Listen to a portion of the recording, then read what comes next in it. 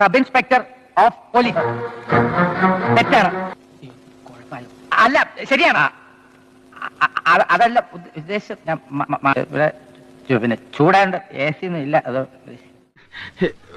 ഞാൻ മുത്തച്ഛന്റെ കൂട്ട് ഞാൻ മാത്രമല്ല അവരെല്ലാവരും പറഞ്ഞു. ഞാൻ ഇങ്ങനെ ആരും മുട്ടാറില്ല, അതുകൊണ്ട് സോറി പറഞ്ഞു. സമ്മതമാണ്. സമ്മതമല്ല.